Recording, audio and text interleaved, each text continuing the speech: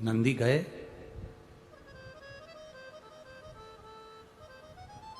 और नंदी ने जाकर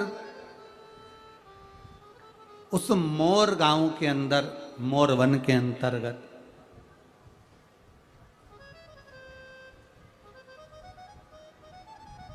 नंदी कुछ देर बैठे।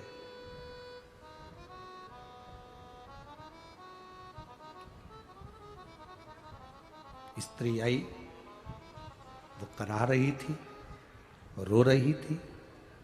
फिर पूछा वापिस, नंदी ने आज वो स्त्री से पूछा, तेरे कराहने का कारण क्या, तेरे रोने का कारण क्या?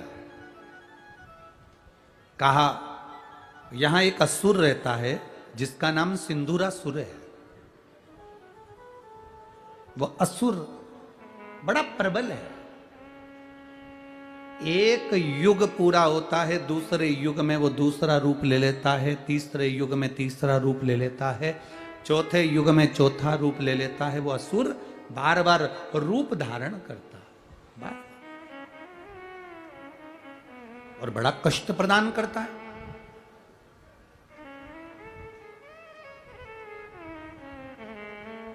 स्त्री ने कहा, ये जितने वृक्ष हैं ये मोर का रूप लेते हैं, कभी वृक्ष का रूप लेते हैं, क्योंकि ये असुर बार बार कष्ट देता है। ये सिंदूरासुर बड़ा बड़ा प्रबल दैत्य है। हम बड़े दुखी हैं, बहुत कष्ट है। तुम शंकर जी के नंदी हो। उस कराह नदी ने कहा, उस कराह स्त्री ने, कराह नदी ने कहा, शंकर भगवान का नंदी हो, शंकर भगवान का गण हो, शंकर भगवान का नाम लेने वाला हो, चाहे शंकर भगवान की स्तुति करने वाला हो, चाहे शंकर भगवान के नाम का उच्चारण करने वाला हो, अगर उसका भी दर्शन इस पवित्र भूमि पर हो जाता है तो ना जाने कितने असुरों का संहार तो वैसे ही हो जाता है। वैसे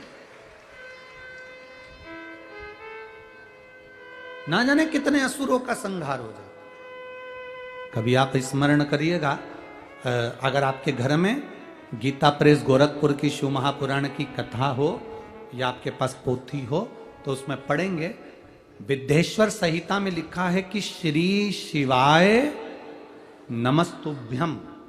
ये बोलने वाले व्यक्ति का भी मात्र दर्शन हो जाता है, उसके चेहरे का, उसके मुख का भी दर्शन हो जाता है तो हजारों अश्वमेध यज्ञ का पुण्य फल प्राप्त हो जाता है और हमारे पाप कट जाते हैं।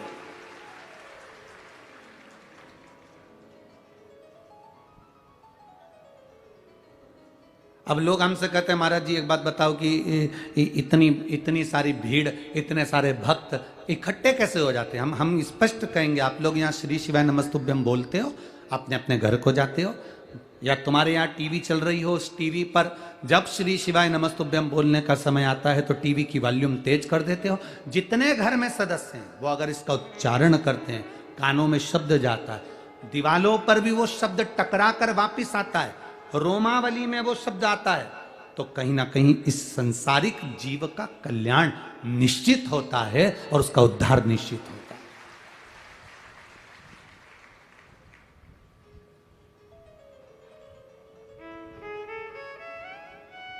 भाई कुछ ना कुछ तो होता है ना। वो कहते हैं ना,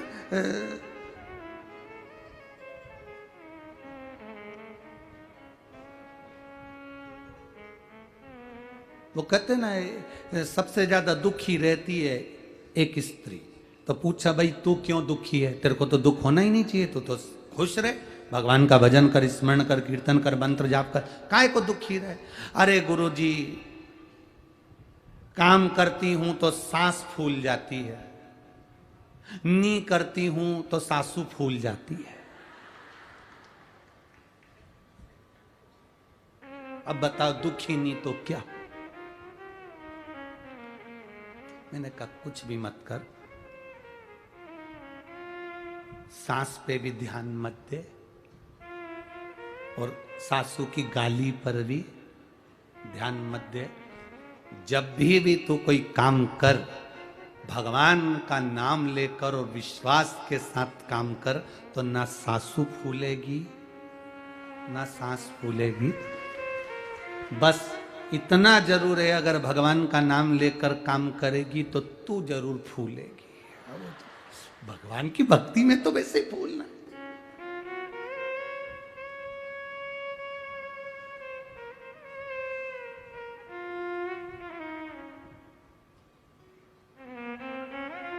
अब कल की बात, हम लोग यहाँ से जा रहे थे और आगे जाके वो ये रोड से निकले, उस रोड पे गए, उस रोड से बड़ी रोड पे गए तो वहाँ कुछ माताएं कथा सुन के जा रही होगी। तो अब एक बुजुर्ग, लगभग उसकी उम्र होगी मेरे ख्याल से 70-80 साल की, 70-75 साल की, वो भी कथा सुन के जा रही है। कथा से इसे मालूम पड़ा सुन के क्यों जा रही, क्योंकि उसके सिर पर चंदन लगा हुआ था। तो हम समझ गए कि कथा में ऐसा ही होगी। और इधर से गाड़ी आ रही, कुछ माताएं इधर से आ रही, बेचारी बच्चों को लेके आ रही, कोई कुछ लेकर आ रही, वो भी कथा में से आ रही। अब इसने देखा गाड़ियां आ रही तो खुद बीच में खड़ी हो गई।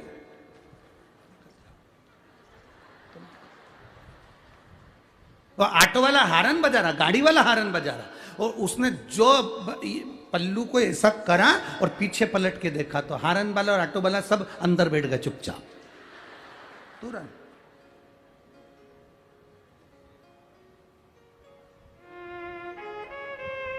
हमने भी, हमारे वो पायलट से कहा गाड़ी आगे लो, हारन वाले वो सामने खड़ा था तो हमने भी उसको कह दिया अति घाई दुखदाई।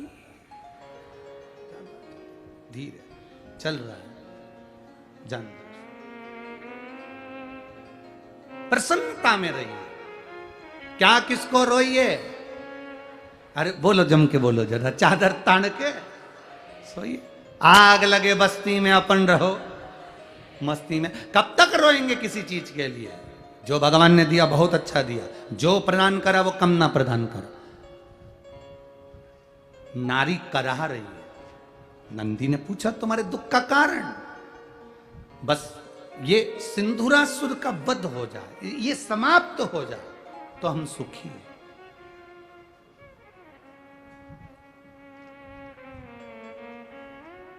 दुख कब समाप्त होता है? जब कोई शंकर की भक्ति में जुड़ता है, भगवान शंकर का गुणगान करता है, तो दुख समाप्त हो। एक पत्र आया है